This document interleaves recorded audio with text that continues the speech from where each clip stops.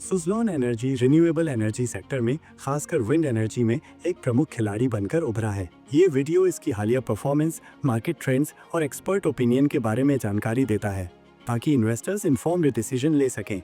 Suzlon energy Bharat के सबसे बड़े विंड टर्बाइन मैन्युफैक्चरर्स में से एक है जो देश के रिन्यूएबल एनर्जी लैंडस्केप में महत्वपूर्ण योगदान दे रहा है। कंपनी अपनी मैन्युफैक्चरिंग कैपेसिटी को बढ़ाने और रिन्यूएबल एनर्जी सॉल्यूशंस की बढ़ती डिमांड को पूरा करने के लिए ऑपरेशनल एफिशिएंसी बढ़ाने पर फोकस कर रही है। फाइनेंशियल ईयर 2025 के तीसरे क्वार्टर में सुज़लॉन ने रिपोर्ट किया। रेवेन्यू 29.69 बिलियन $343 मिलियन, जो पिछले साल के Q3 FY 2024 के 15.53 बिलियन $179 मिलियन से 91% ईयर ओवर ईयर इंक्रीज है।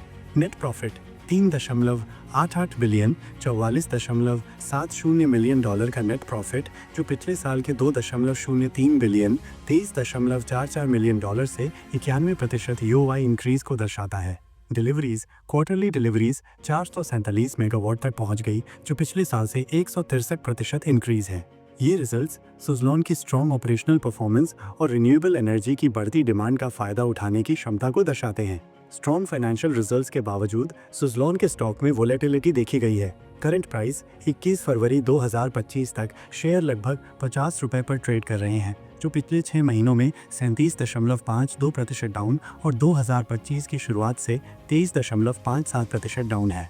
52 वीक रेंज स्टॉक सितंबर 2024 में ₹86.04 पर पहुंचा था, लेकिन तब से इसमें काफ़ी गिरावट आई है। एनालिस्ट्स की स्टॉक के फ्यूचर पर मिक्स्ड व्यूज़ हैं। सपोर्ट और रेजिस्टेंस लेवल्स इमीडिएट सपोर्ट ₹50 पर है और रेजिस्टेंस ₹54 पर। इससे ऊपर ब्रेकआउट होने पर प्राइजेस ₹58-64 तक जा सकते हैं। हालांकि ₹50 से नीचे गिरने पर प्राइजेस ₹46 या उससे नीचे जा सकते हैं। टारगेट प्राइसेस ब्रोकरेज ने सुज़लॉन शेयर्स के लिए टारगेट प्राइसेस सेट किए हैं। Investec buy rating target price ₹70। जेल में फाइनेंशियल खरीदने की सलाह target price ₹80। Expanding order book के कारण स्ट्रॉन्ग ग्रोथ प्रोस्पेक्ट्स का हवाला देते हुए ऑर्डर बुक और ग्रोथ पोटेंशियल। सुज़लॉन के पास 5.5 गीगावाट से ज़्यादा की all time high order book है, जो फ्यूचर रेवेन्यू ग्रोथ को ड्राइव करने की उम्मीद है। कंपनी अगले 2 फाइनेंशियल ईयर में इन ऑर्डर्स को एग्जीक्यूट करने का टारगेट रखती है।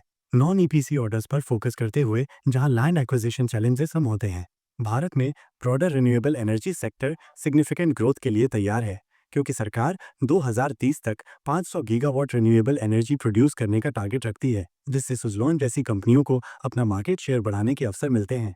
निष्कर्ष, आपको खरीदना चाहिए या बेचना चाहिए?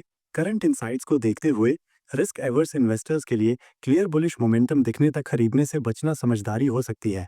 फ्यूचर ग्रोथ पोटेंशियल के आधार पर कैलकुलेटेड रिस्क लेने के इच्छुक लोगों के लिए करंट लेवल्स पर खरीदना एडवांटेजियस हो सकता है, क्योंकि एनालिस्ट्स के पॉजिटिव आउटलुक और टारगेट प्राइसेस सिग्निफिकेंट अपसाइड का सुझाव देते हैं।